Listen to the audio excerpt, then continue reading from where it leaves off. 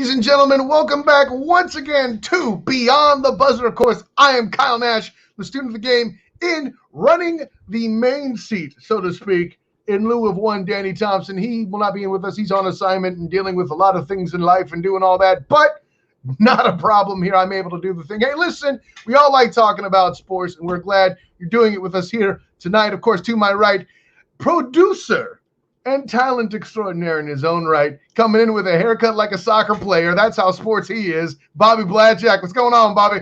What's up, people? How are you? There's the Kyrie. By the way, I hope he's feeling better. I would make a joke about a head injury, but that is just insensitive. It's just the craziness of, they're finally back together, and no, this has to happen 4 games before the final.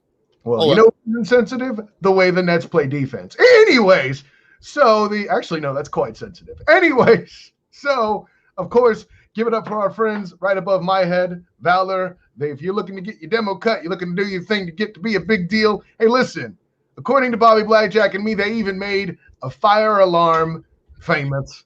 So why can't they do it for you? Check out our folks at valor.com. Anyways. I think when Danny comes back, I think the beep should come back too. You think the beep's going to come back? I mean, listen, he's going to resist it, but that's his problem.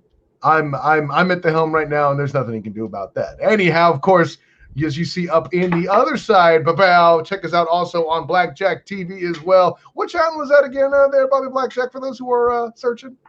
Well, we're on channel 199, Blackjack TV, and the new for our overruns and for new programming. And hopefully sports soon. We'll have Blackjack TV Primetime 198.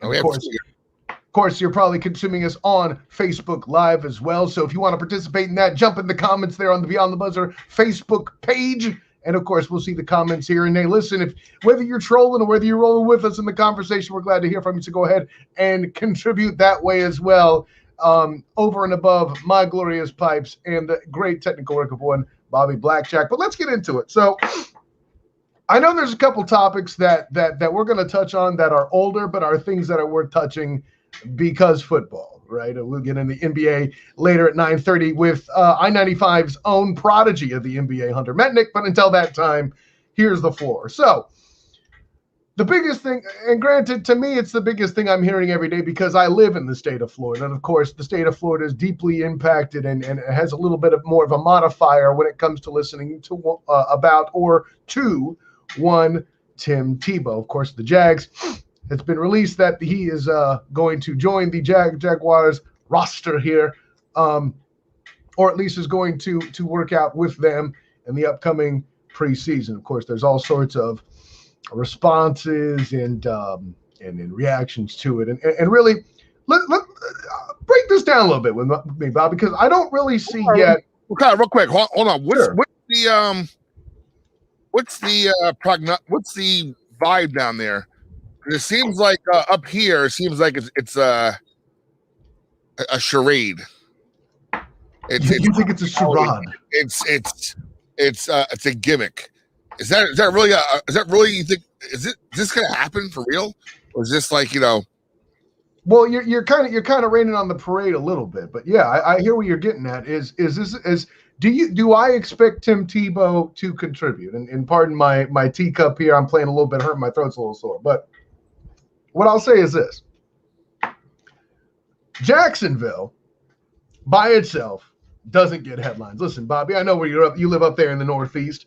Jacksonville isn't on your radar. And really, it's not on a lot of people's radar. Hell, I still, to this day, hear people in the press complain about how bad the experience was covering the Super Bowl, even though they were covering the damn Super Bowl.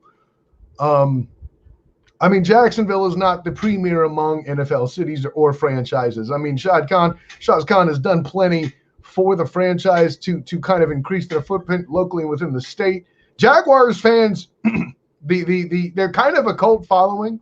They support the team well, but from a national standpoint, I could definitely get the piece where it was a charade. And hell, even some local personalities have made the comment.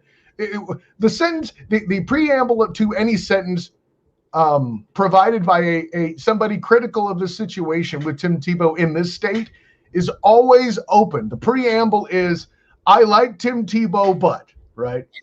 But here's my whole thing. Let's pretend for just a minute that this is a charade or it's just a marketing move or a gimmick. Why is that bad? Because guess what, fools? All you people that are complaining about it, the ish is working. You care more about the Jacksonville Jaguars, especially in your part of the country, Bobby Blackjack, than you did this time last week. That's a marketing win, folks. You done fell for it. This is no different than the conversations I've had about UCF's national championship, which is actually in the books, by the way. So don't say it's fake or claimed. The issue is real. Deal with it. Get over yourself. Sorry, Bama fans. I respect you, but facts are facts. But then over and above that, Urban Meyer's getting a lot of criticism and that whole situation. I think a lot of this is knee-jerk, and there are two things as to why. A, it's the time of year it is, Bobby. Now that the draft is done, how much NFL typically are we talking? Not a whole lot, frankly, right? You know, unless there's some big free agency craziness, which we'll get into Aaron Rodgers later, or something like that taking up the airwaves. There's not a big thing going on. Typically not the case. The other thing is everyone's freaking out. Oh, he's going to try to play tight end, and he's going to do this, and he's going to do that, and this is going to happen. Fools, please. We're still not even forming rosters for preseason games yet.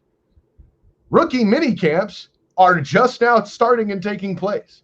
Tay Gowan is flown from Orlando to Arizona, who is a 6th-round pick for UCF. People are flying to mini camps throughout. Okay, there is no, hey, is it going to work? That's necessarily even to be asked. We haven't even assessed that Timothy Tebow is going to, in fact, step on a field with a pair of cleats in an actual preseason NFL game to this point. Okay, say all that to say this. Let's pretend he makes a roster. I don't think he will, but let's pretend he was. How can Tim Tebow actually provide upside? Okay, well, we know this. He's not going to be a quarterback. They have Trevor Lawrence. Okay? If Tim Tebow makes the roster and earns a spot, and he does so credibly, like, and down here, Bobby, I got to tell you, there's even all sorts of conspiracy theories about, well, Urban Meyer's just going to hand him a spot no matter what. Stop it. No coach is capable of pulling that off. That's not something that can happen. Because if you do, you cause bigger problems than you hope to solve. But let's say Tebow earns a spot, gets in place. A tight end in today's NFL isn't necessarily somebody that lines up and aspires to be Travis Kelce and Rob Gronkowski. That's not necessarily a thing. Tight ends are also special teams players, which Bobby, up in your neck of the woods, he actually got some time doing, right? Tight ends in today's NFL were in a lot of coaches' packages. This position doesn't exist. Tight ends are fullbacks. You may actually see a situation where Tim Tebow lines up in some sort of a fullback lead blocking capacity and all of that. And then Trey, I was about to call him Trey Young, but the Philly special tight end. Right now he's not in the roster right now. Because I was going to say Trey Young, but that's the Hawks guy. Trey Burton. Burton, there you go. Maybe he's going to be the Jacksonville special option. I mean, you know, people could argue about his accuracy, but he has thrown a pass that's won a playoff game, no matter how much you haters like it or not. He's not going to be. Is he the same size as Taysom Hill? Okay, so I've heard that floated too. The reason why Taysom Hill works is because he's incredibly fast. Tim Tebow, in his youth, was not Taysom Hill fast. Okay, they are not going to put him in as like a package quarterback type guy who's going to take the first snap. I don't think. I mean, there's been other places where that experiment was tried, and if I wanted to give any Miami Dolphin fans a headache, I would mention the name Pat White right now, and they'll start throwing things at the screen. But no, and by the way, if we can kill one argument real quick, but Kyle, it's ridiculous. Tim Tebow is going to be on an NFL team, but Colin Kaepernick still doesn't have a job. Guys, Tim Tebow didn't try to sue the league. Stop it, okay? Listen, if I sue Bobby Blackjack, you better bet I'm not hosting a show on his network anymore. It's how it works. Can we stop with that? You can agree with Colin Kaepernick's politics up, down, left, right, and center, which for the most part, I kind of do. You know, that has nothing to do with anything here. So stop that if we can have that conversation really quick and out of the way. But fans griping about it and belly aching and damning its very occurrence, guess what, fools? You done fall into the trap, okay? Even bad PR is good PR if properly exercised by a franchise. Now, if you look at the Jacksonville Jaguars' track record with the ability to do things, how you say, competently, I can see why you have questions. But in and of itself, no, I don't think Tim Tebow's anything that's half as harmful or ridiculous as one would say. And as a matter of fact, I'll say this. You notice something, Bobby Blackjack, in that a lot of quarterbacks this day and age are mobile. That's kind of a requirement of the position. You've heard me say it on this show, and actually during your draft special, I schooled.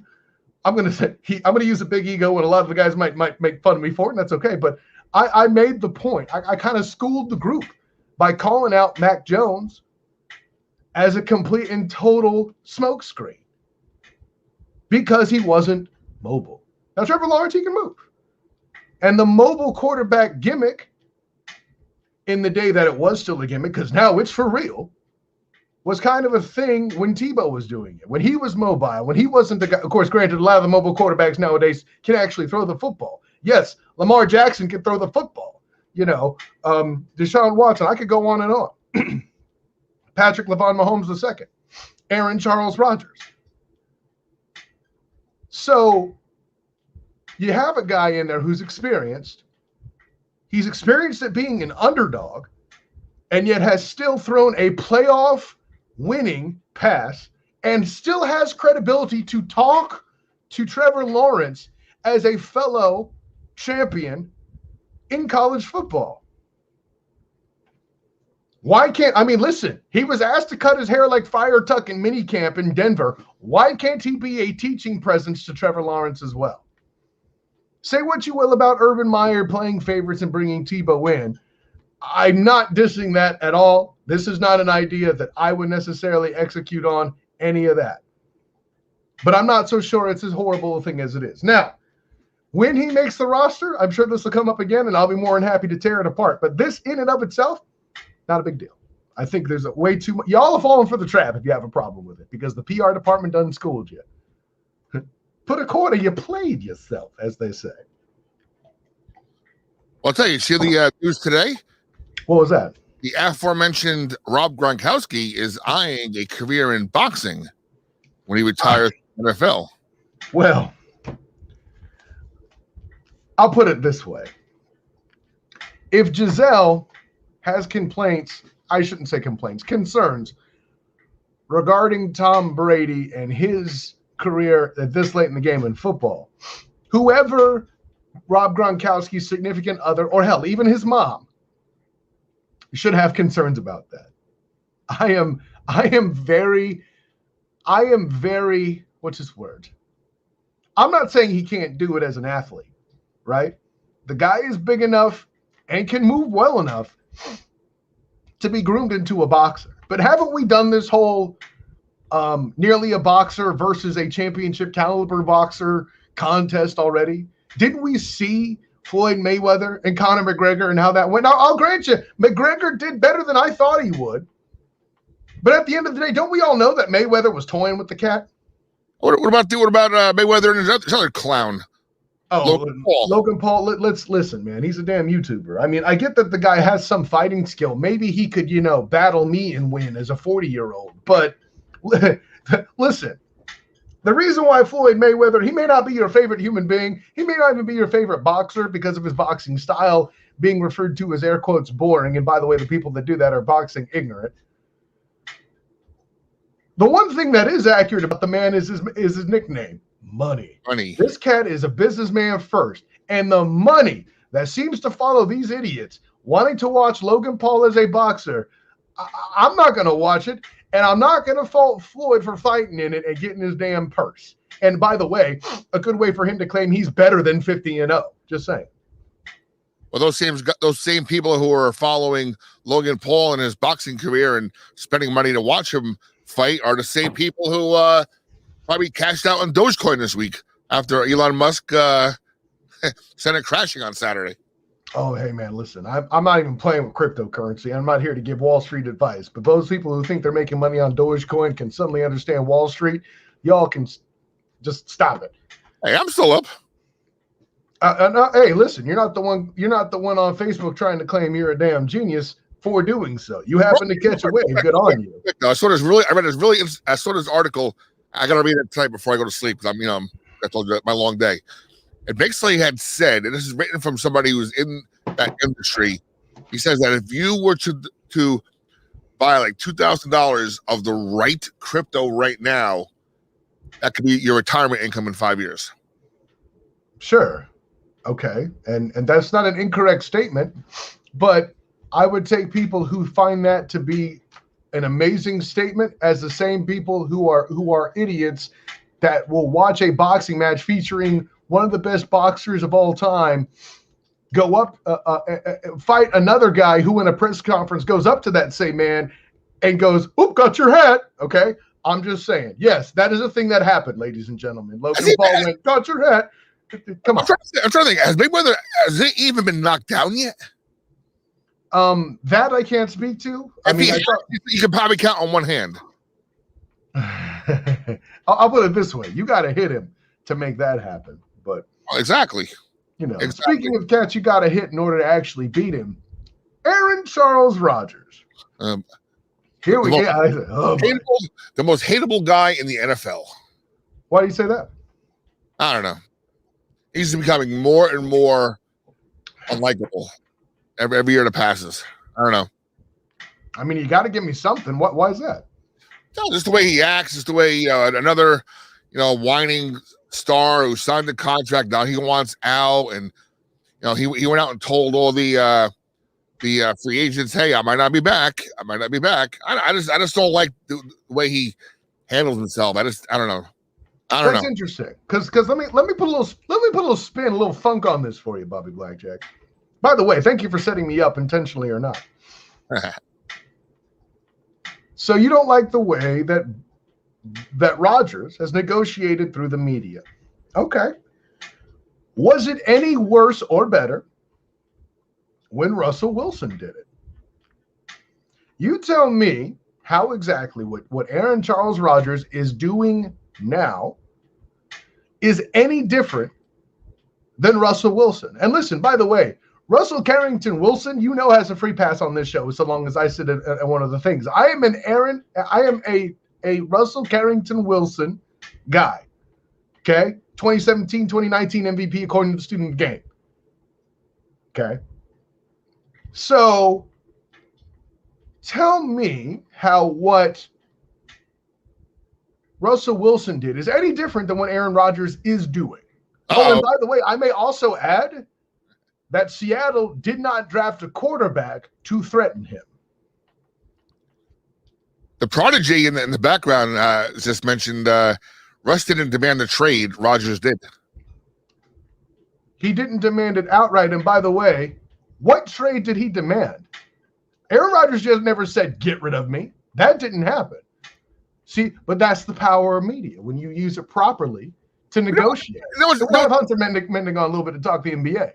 You know what's unlikable though, real quick, is like he lists like 3 teams he wants to go to, all of which have starting quarterbacks. All right, you want to say Denver's situation is tenuous with Locke and Drew Lock ain't no starting quarterback. Come on, Bobby Black. You know what?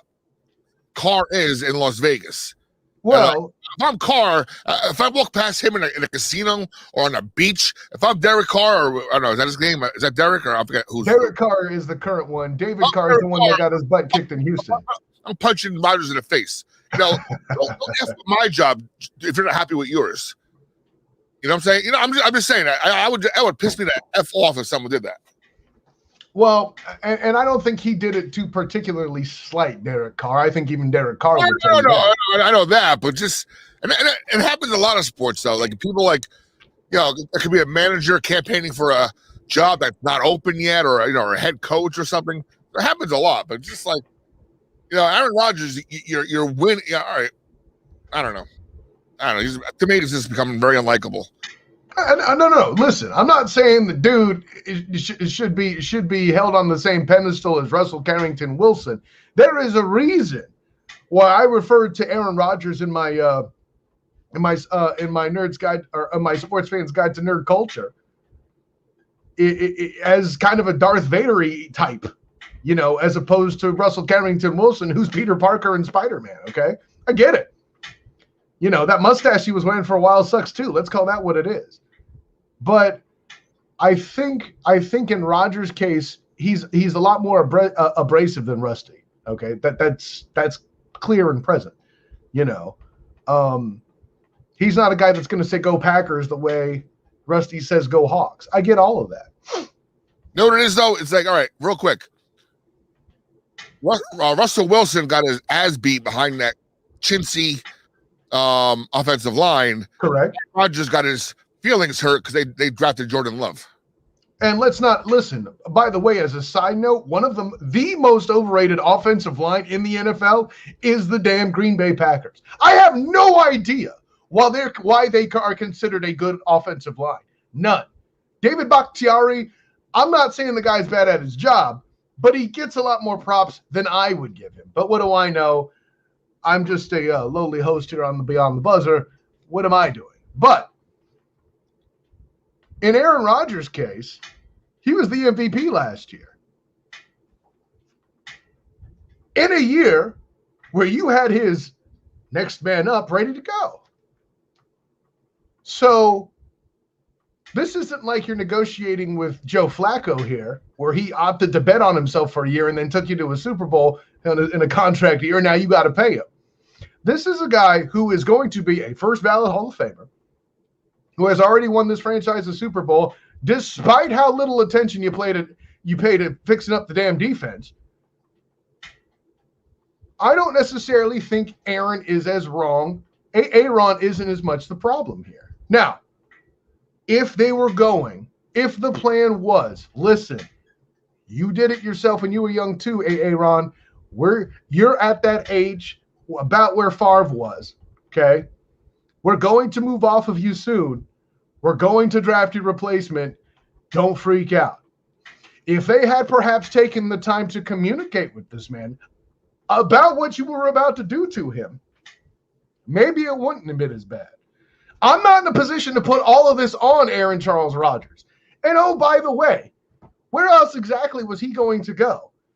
Right? We've seen the draft picks that have been moved by quarterbacks like Jared Goff and Matt Stafford, for goodness sake. Give me a break. What would have to be shipped to Green Bay to acquire Aaron Charles Rodgers? And what team that he would be willing to play for has that kind of corn, has that kind of collateral, has that kind of resource to make it happen? This wasn't ever going to be a successful trade anyway. It's not practical. And by the way, why is Aaron Charles Rodgers the villain when Drew Brees did the very same thing when he was contract negotiating back in the earlier part of the 2010s? But Drew Brees, he's an American icon. Actually, I do like Drew Brees. He's a very likable guy, and I think that's the difference. Yep. I think Aaron Charles Rodgers, his own family can't put up with him. Teammates come after him. Hell, I think the most likable he was hosting Jeopardy, and the dude made the final Jeopardy question jab about who decided to kick the field goal. Aaron Rodgers, it was the second most graceful moment in Aaron Rodgers' career in a public relations forum since RELAX. Relax.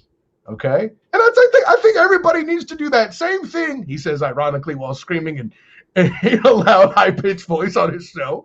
I think that's the very same thing everybody needs to do with this Aaron Charles Rodgers guy.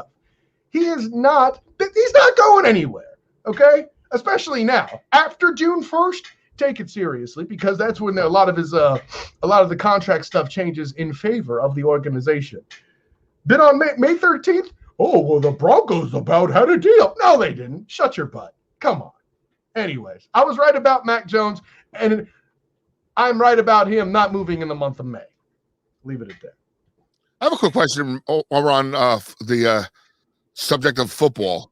Now, a good buddy of mine, his son, who I'm friends with, is playing Saturday for the FCS championship. Okay. Right. Now, what happens to those guys that have or had NFL potential? Like, are they? Because think about it, the draft already has come and gone. Right. So, are NFL guys flooding to these games the past couple of weeks to the FCS playoffs, looking for diamonds in the rough? Because the draft is done. These guys were not available for the pool to be drafted with this draft we had 2 weeks ago. I mean, are these guys even eligible to be drafted, or are they still stuck in school for another year? No, I wouldn't think so. I mean, like if they're the right age, right? They could be picked up as undrafted free agents, or they can wait till the following draft. That's basically what it boils down to, right? Or this be a situation for the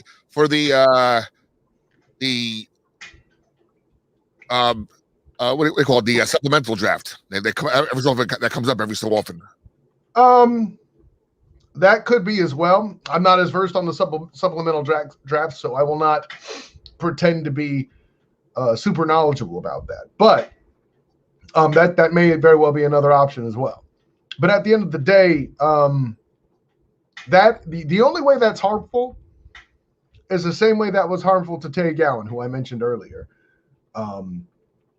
Gave up, I think, like 20-something catches, was excellent in coverage, has ridiculous stats for the number of yards he's given up and all that sort of thing.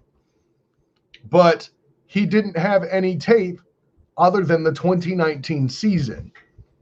So having lost another entire year of tape as a starter because he was diagnosed with COVID, he didn't just opt out, he got diagnosed with it, and he had a new daughter and all sorts of other stuff. It was a situation where he just didn't have enough tape. And I think this is what's going to plague the guys that you're talking about here, is they're just not going to have enough tape to make the sale. Moreover, they don't have pro days. They don't have all the other fanfare that would be associated with a normal draft season, right? That's the true downside. The ability to be drafted, it's still very much there, or the ability to get a contract undrafted is still very much in play. So, no, that's an interesting point of view. Like, there's not a ton of HBCU guys that get to the NFL level, or a lot of FCS guys that get to the NFL level per se. But I think that's going to change in the not too distant future, because what Deion Sanders is doing, especially for the HBCUs and the SWAC and those sorts of things, is very powerful. If they embrace it, they could become a lot more influential. I'm kind of keeping one eye out the corner there to watch for what's going to happen there, because I'm excited about that anyways. So, listen, man, I think it's that time. Enough football for the moment. Go ahead and let's find our prodigy real quick here. We're going to shift over to the NBA. Of course, if you don't know him yet, the prodigy, the man from Temple, I-95's resident NBA expert. Why you trying to steal my look with your backwards cap, I don't know. But, hey, he's able to find the information. That's why we call him Hunter. Hunter Mednick in the building. What's going on, man? Nothing much. How are you guys? I'm great, man. Listen, all right, you got to change your name to Jay's son. Yeah, pretty much. Now that I remember watching your podcast, and I saw Hunter's dad when we did the draft thing, and I was like, "This is amazing." Oh, it's still that way. We Hunter's dad every week. Yeah, I'm the more famous Metnick now. Hey, man, don't get too high on that horse. He don't let him catch you. Oh, I'm not planning on it. There, no, but listen, before we get started too far along, because I know we got. People were about 69, 70 games in, depending on which franchise you're talking about. But the big thing we're talking about right now is Russell Westbrook and the triple-double action and catching up with Oscar Robertson and doing that whole thing. I'm just going to leave with this. because the NBA hasn't had a great effect on me because it's just chuck it from the cheap seats and I get bored really easy. But I feel like in the 90s that Russell Westbrook would have been far more effective as a player. Do you agree? You know, I actually on my Instagram page that I that called Backcourt Press, the same thing as my podcast, I just made a post about appreciating Russell Westbrook when he's around because he's one of the most hated players in the NBA for some reason. This guy gets so much more hate than a lot of other players. But I do to an extent agree with what you have to say on that, due to the fact that the NBA has transitioned with obviously Steph Curry, Klay Thompson, and all these incredible shooters into more of a long distance game, a 3-point game. It's not as physical I'm actually in the middle of rewatching The Last Dance, the Michael Jordan documentary. So, I mean, you look at those Detroit Pistons. Russell Westbrook is a lot like Michael Jordan, Kobe Bryant when it comes to attacking the rim. Mm-hmm. So I don't know how effective his game would have been, but his mentality and just the effort that he brings is incredible. But at the same time, I think his uniqueness is what the NBA needs right now. Due to the fact that he's just such a different kind of player. We see the Steph Currys, even Kyrie, Damian Lillards. Those are the top point guards in the NBA because they shoot the ball. They're so effective as a shot creator, where Russell Westbrook, he does everything else right on the court. He's an incredible teammate. He just attacks the basket. He plays, even though he's not the best defender in the NBA, he plays high effort defense. And I agree with that. He probably would be a little more effective in the 90s. I don't know if he would be able to average a triple-double due to how dominant the centers were back in the 90s. I mean, you look at how the center game has changed. We see Joel Embiid nowadays averaging 20 free throws a game. Nikola Jokic is the best passer in the NBA. So it's not as physical down low as it used to be. So I don't know how rebounding would transition into the 90s, but really got to just appreciate Russell Westbrook that he's playing at the high level he is right now. He was playing very, very rough basketball in the beginning of the year, and him and that Washington team really turned it around. And now they're the 10th seed, about to be in the play-in game. And if I'm any of those teams in the Eastern Conference, I do not want to go against Russell Westbrook in a game, in a one-game series. So. Yeah, no, and that's a great point. I mean, listen, you know, him trying to drive through 7-footers in the day versus now, listen, the Catman, Karl Anthony Towns, you mentioned Jokic. All these guys can fire it from three, where I could probably name on one hand Patrick Ewing, the Dream, Hakeem Olajuwon. I mean, I saw David Robinson. David Robinson. I saw Alonzo Mourning hit a three over Luke Longley and another bull in a double team. But let's be honest, he wasn't doing that every night. Okay, never. So yeah, no. So I mean, I saw Shaq hit a three in a preseason game, and yet he couldn't hit a damn free throw. Exactly. But yeah, I like that you're saying, hey, stop and appreciate this guy. Because here's what I'll say for Westbrook is while I appreciate and know that the knock on him is that he is not going to fuel you to a championship, even though it wasn't his fault. His team blew a 3-1 lead so many years ago. I agree with that. I don't feel I can see why the statement that you're not going to be able to build a championship around Westbrook exists, but let's be honest, he's one of the things that makes the regular season bleeding watchable still, even at his advanced age, right?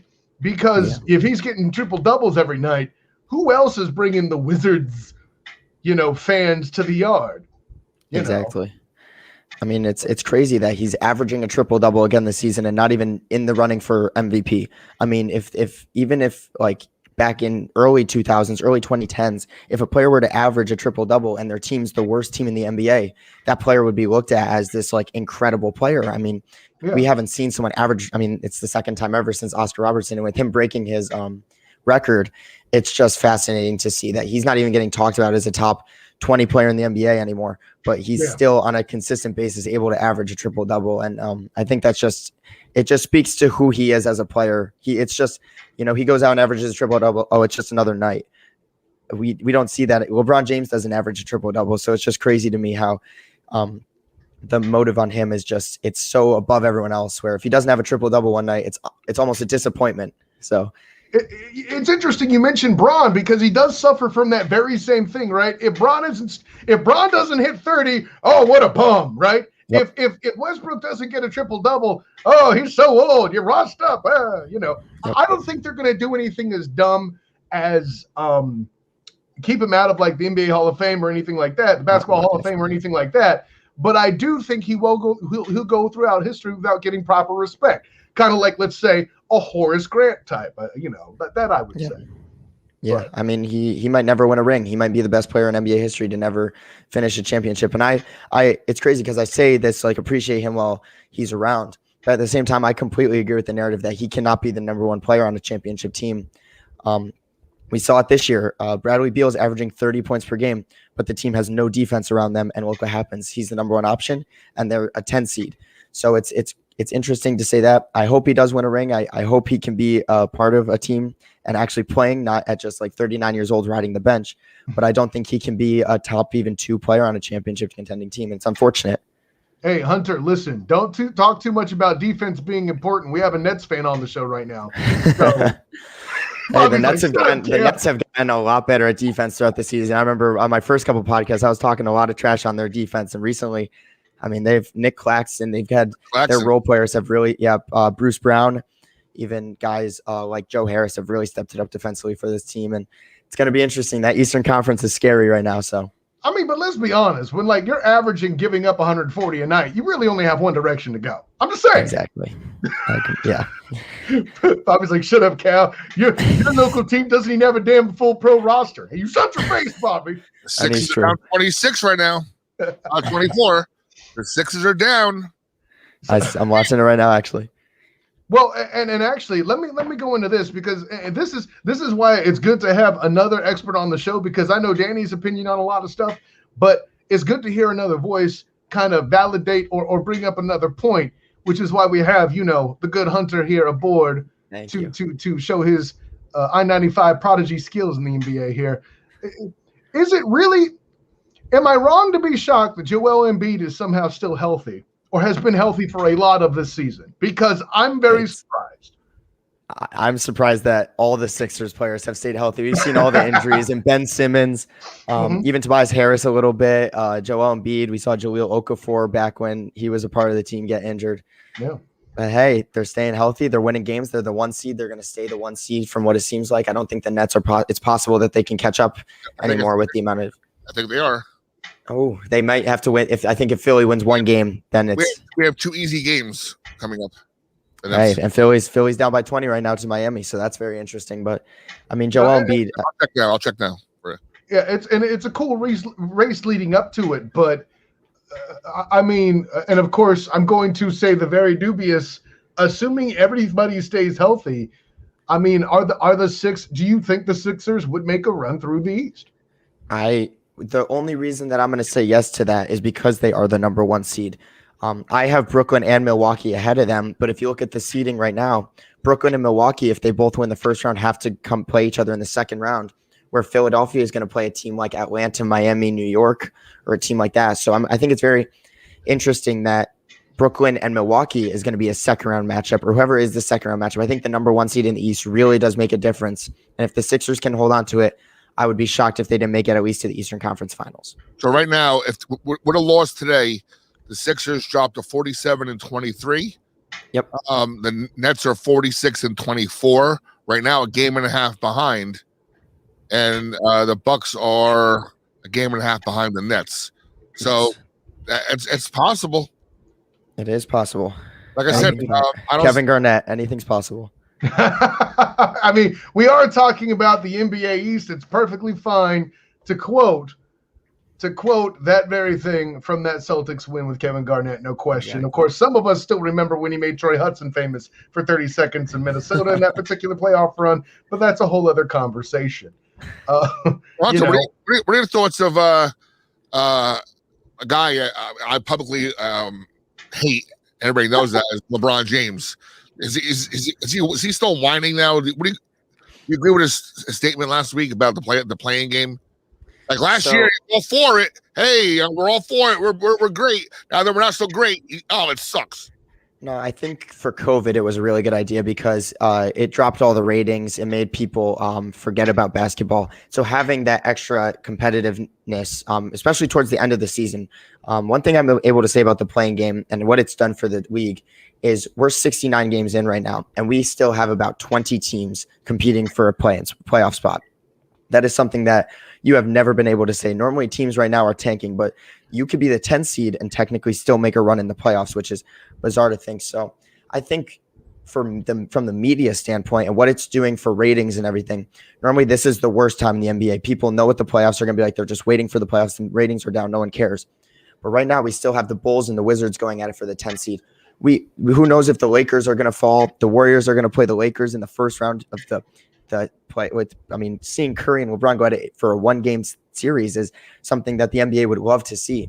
I mean, we have a team like the Kings, who are known as being a terrible team, possibly making the playoffs or the play-in tournament. So it's just, I think from the media aspect, it's a really, really good idea to keep fans watching and everything like that. But when it comes to the players, you know, I do agree with Mark Cuban and Luka Doncic even talked about this a little bit, and LeBron James, where you play 72 games, there's a chance that those 72 games can all go away because of one single game. And to me, I do think that's a little bit wrong for the players. They work hard for their seeds. Obviously, there is like load management that we've seen in the past, but you can't really load manage right now if your team's about to be in the play-in tournament. So I think for the players, it's probably frustrating knowing that a 72-game or regular season could all go to waste after one game. But from the media standpoint, I think it's a really good idea. Yeah, but you know there is precedent for that though, because and Kyle, back me up on this if you remember. In baseball again, COVID kind of shuffled things around for a lot of sports. But in baseball, there was the that wild card game where it was a one, win or lose.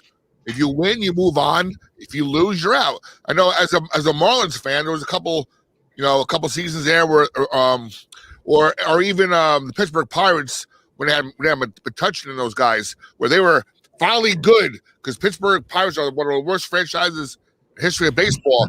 They finally made the playoffs, but they ran into the Cubs in that one game win or lose situation, and the whole thing was gone. So there's precedent for that. I will back you that is the thing that happened, but I hate the play-in games at the professional level.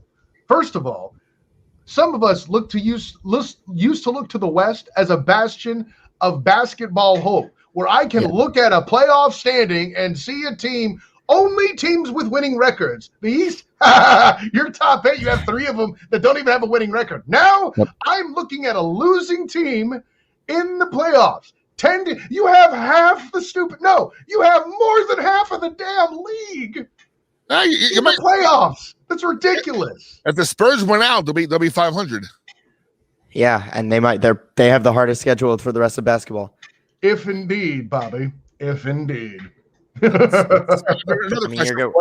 We all know you and Pops are Warriors fans. Are you surprised that the Warriors are above 500 and in the place? Listen, I'm probably going to be the only person you'll see in the media saying this right now, but if Stephen Curry doesn't win MVP, it's a joke. I mean, yes, what Nikola Jokic has done is actually incredible. He's having one of the best offensive performances ever, and the Denver Nuggets are the 4 seed. But if you take Stephen Curry off of that Warriors team, I went and saw a 76ers versus Warriors game where Curry put up 49 points and missed one free throw at the end of the game to not get 50. Trust me, I was mad about that. Besides that. Stephen Curry. Hold on. That's the game you invited me to, right? It is, yeah. You wear your incredible game. Did you wear your Warriors jersey in the? Hell yeah, I did. Did you get paid? I didn't. I was with 3 other people wearing Sixers jerseys, so I looked okay. So, I mean, I'll put it this way, Hunter. If you're already depending on Steph Curry late in the game, you're already in trouble. Time has told us that, because he's not named LeBron. No one talks about it, but this guy. I'm just saying. Anyways, I'll take Curry. I'll take Curry in a game-winning shot over 95% of the league. Okay. Well, some stats. All right. Who would you take him over? Oh. In the NBA right now, I'll take Kevin Durant. In history, I will take. In history, I'll take Jordan, Kobe. Well, don't go history. Hold on. I'm here. I want to see how. I'm testing his knowledge. I'm testing his knowledge here. See how. Oh, excuse me. Apparently, the head of the network questions you as a prodigy, Hunter. Go ahead. I want to see how far he goes. There's one name I'm looking for. I want to see if he gets it. All right. Ooh, so he said Jordan already. No, I'm going to take Jordan. I'll take Kobe. Obviously, I'll take LeBron. I will take. Really? Yes, really. Yes, Handle really. the truth, Bobby Blackjack. If I need one guy to get me a bucket, it goes Jordan, Kobe, LeBron. I will take Derek Fisher. Interesting. And wow, look at the stats. Man's hits every single shot within I'm not 1 prepared second. to say you're wrong. I just that's your fourth name. Okay. I mean, hey, listen, I'll see you and raise you big shot. This Bob. isn't any ranking or anything like that. I'm just naming people. I'll see you and raise you big shot Bob at that rate. I mean, we got to bring him up at this point for clutch shots, right? I'd probably throw. I mean, the game 6 shot that everyone all Miami Heat fans love. I'll take Ray Allen to hit a corner 3 over anyone. Okay. What's the name you're thinking of, Bobby? Reggie Miller. That was actually. Listen, I have him and Ray Allen very close in my all-time shooting guard list. The reason why he isn't one is because every time he did it, friggin' Jordan went after. Jordan did it after. Good God. Rewatching Last Dance, as somebody flexed earlier, I forgot how many times he did that ish. Yeah. Unless it was the Knicks. And there's been many a time where he did it against Knicks last second shot, and him and Spike Lee were joining at each other. That's so great. And don't forget, I'll take Bill Russell as well. If I need a bucket in the paint, give me Bill Russell over anyone else in NBA history. Okay. You got 11 championships over Wilt Chamberlain for most of them. You deserve some sort of respect.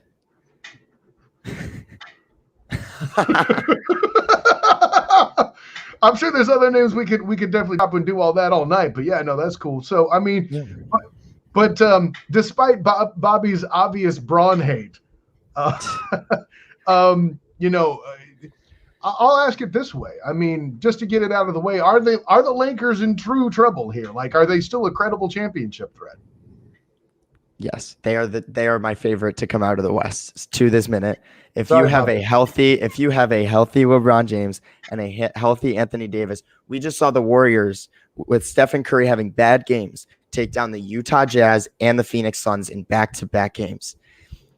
And Utah, Phoenix, Clippers, Denver, I'm going through the list right now. None of those guys have an answer for Anthony Davis. No one out West has an answer for him as long as he's healthy. LeBron James, I think this is pretty funny how he came out and said, I'll never be 100% in my career again. He's going to say that, and then if they go to the finals, they average 30-point triple-double. But at the same time, if the Lakers are healthy and they can click in the playing game and win the playing games and click in the first round, because they're going to have to go up against possibly the other LA team, possibly Phoenix. I'm not going to bet against LeBron James throughout the West. And if they play against Brooklyn, I'm still going to bet on LeBron James over Brooklyn. So I'm sorry, Bobby. I know that's probably the worst thing you wanted to hear, but I'm not betting against LeBron until he loses. Bobby, I'll let you have the next one in a minute, but I want to ask this. You mentioned nobody having an answer for AD out West. Is there anybody other than Joel Embiid with the Sixers that is an answer to Anthony Davis in your mind? It's very even between him and Giannis. The only reason I say that is because Giannis is such an incredible defensive player. Now, although the only reason I would still take Anthony Davis a slight edge over Giannis is due to the fact that Giannis will be forced to either guard LeBron or AD. If he's forced to guard Anthony Davis, which is more likely the situation, Anthony Davis is able to stretch the floor. So that would take Giannis possibly out of the paint for some possessions where it would allow players like Taylor Horton-Tucker, Montrezl Harrell, and obviously LeBron James to be able to walk right into the paint and score at ease over Brook Lopez. But the Anthony Davis being able to stretch the floor as long as he's healthy. He has not been healthy, it seems like, at all this season. He's had his injuries in the past. If he's healthy and able to stretch the floor, maybe Joel Embiid's the only other player I would take, but I'll take Anthony Davis over any other big man in the NBA, in my personal opinion. So, hey, Brook Lopez, that's another defensive giant from the Nets, right there, Bobby? Anyways, he's in Milwaukee now. He was a monster in Brooklyn or New Jersey, or should I say? Actually, his brother was better defensively, wasn't he? Yeah, Brook Lopez changed his game a lot when he went to when the NBA started changing. Right. Yeah, he was a paint beast, and then when he went to Milwaukee, he started shooting threes and blocking shots, and everyone's like, "Where is this coming from?" Yeah, he decided to not play in the 90s anymore. It was very interesting. Exactly. So, I mean, we see the Jazz are in the number 1 seed, and listen, I picked them to win the series that they won last year, and I picked them to lose the series that they lost last year. But how you mentioned you got the Lakers coming out of the West anyway. how credible a threat are they though? Like, I mean, are they necessary? You got the Lakers coming out of the West. Are the Jazz in second place in legitimacy in your mind? What's hard for me is the Jazz are banking on 3-pointers, and they don't have a player named Steph Curry or Klay Thompson. They're banking on guys like, they have, in my opinion, one of the best offenses ever run in NBA history. They have 4 out, and Rudy Gobert, who is the defensive player of the year, undoubtedly. I know there's a lot of Ben Simmons talk, but Ben Simmons wins it. To me, that just proves that the media run a lot of the awards. Rudy Gobert is the only reason why that team is successful. Donovan Mitchell has not been playing, and Jordan Clarkson has come into that role and completely filled it. I'm a huge Donovan Mitchell fan, and I'm still going to say Rudy Gobert is such a perfect piece for that team. And I take Mitchell Rudy too, Gobert. yeah. I'll take Rudy Gobert and the way that they run their defensive schemes and their offense to match up against the Lakers or any other team in the West for sake over a lot of teams. They bank on three pointers, and they average like 6 feet of open shots every time they shoot a three. They're always moving the ball. They have the incredible pick and roll offense, and it's. I would take Utah third. I'm still going to take Kawhi and Paul George. I know that's a lot. That's crazy, but no one's talking about the Clippers. And the last time no one talked about Kawhi Leonard was in 2019 until he hit the shot against Philly. I'm still going to take Kawhi and Paul George to be second. But Utah's definitely a threat. I know a lot of people are underestimating their regular season because they're saying, there was like that 2015 Hawks team where they had 4 All-Stars but barely could do anything in the playoffs.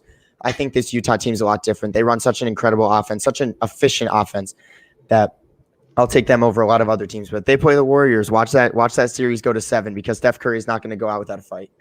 Man, listen, Kawhi Leonard, the only guy I know that can be out there with LA media and still not have a darn thing said about him, man. It's weird with him how that works. It's really impressive. Bobby, unless you got something, man, I was about to jump it into Mount Rushmore. Do you want to stay on for that, Hunter? Sure, why not? I got time. Okay.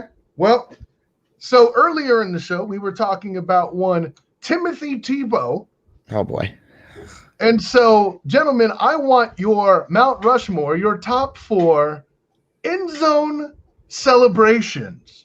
End zone celebrations. Now, this could be a full team thing. This could be something with a particular name on it. This could be a signature of a player. Or this could be just a one-off celebration that you enjoyed now that the rules are a lot less stringent upon them. Give me your top 4 end zone celebrations, as the man known as Tim Tebow has his own with the kneeling prayer, so to speak.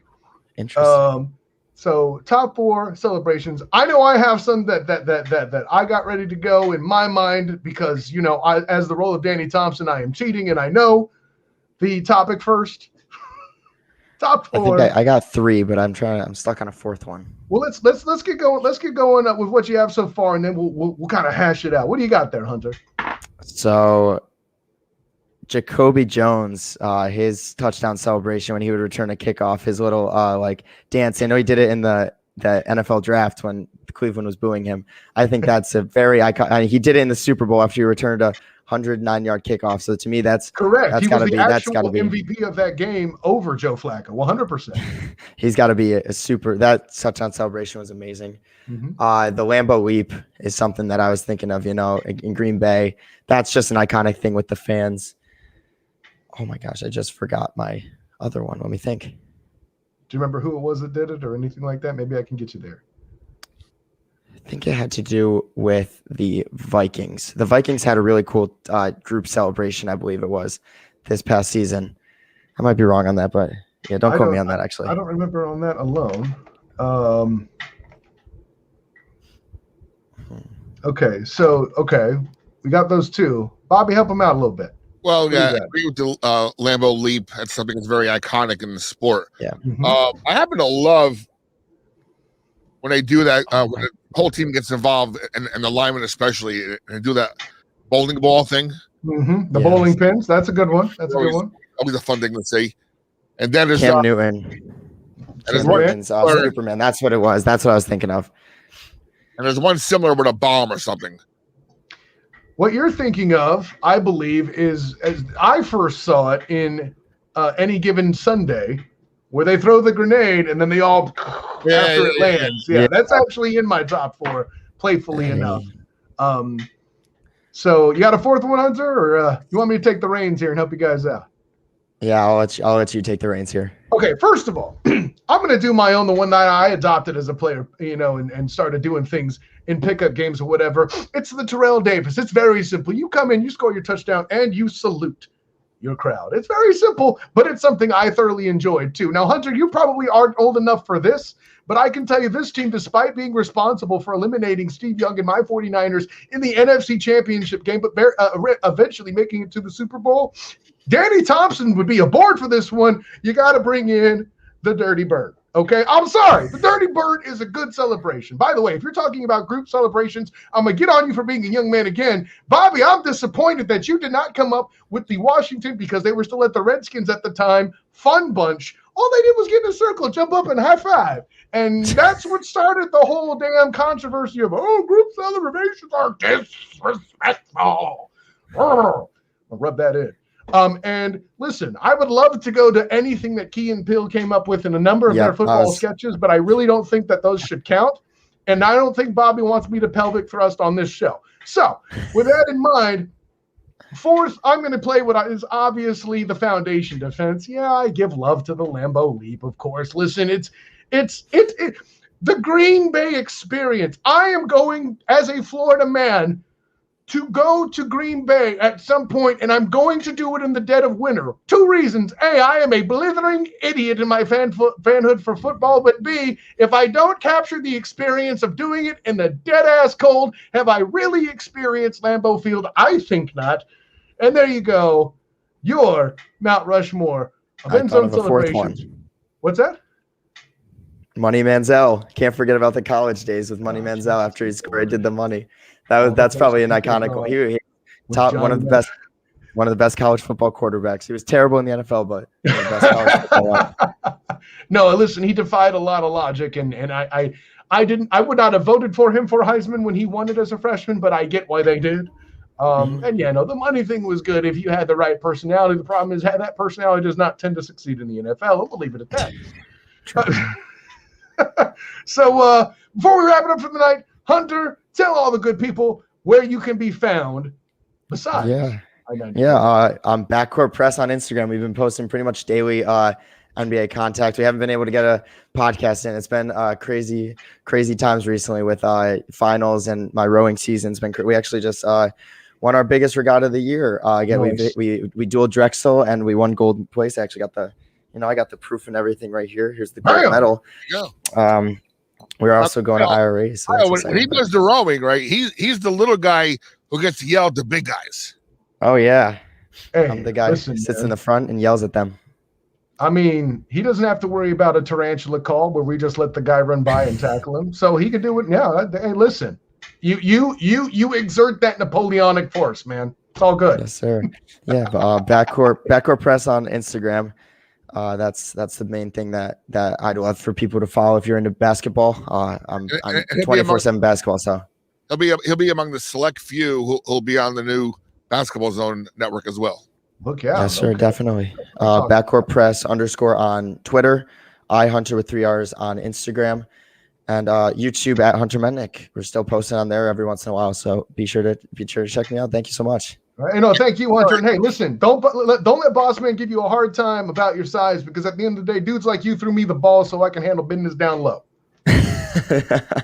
Obviously, I just positioned. I love it.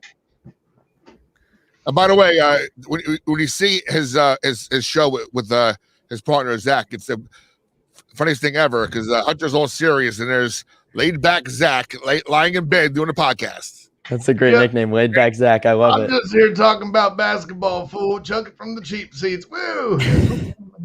Hey, we go in depth on our analysis, so that's all that matters. Fair enough. Hunter, thanks for coming aboard, man. Of course, I'm Kyle Nash, the student of the game. You can find me on Twitter at the SOTG, just like it says right there. Find me on Facebook as the same, the student of the game. And of course, my work when I write on the 3pointconversion.com, and also my work with Hilarity by Default, doing some pop culture and movie action. We'll be back in the game very soon. We just recorded, we're recording in the middle of recording Harrison Ford month, so look out for that. Bobby. I'll be looking forward to after a whirlwind crazy day I had today, I'm looking forward to hopping on a plane. It's been a while and heading to the ATL, and hopefully I'll get some lemon pepper wings that everybody keeps talking about. Oh, lemon pepper Hey. wings. Listen, don't spread no COVID while you're doing it. That caused problems. Lou Williams didn't teach you nothing. Fans is out clubbing for fun. That's right. Anyways, for Hunter Metnick, for Bobby Blackjack, for Danny Thompson, in his words, have a good night, everybody. Peace. Peace out.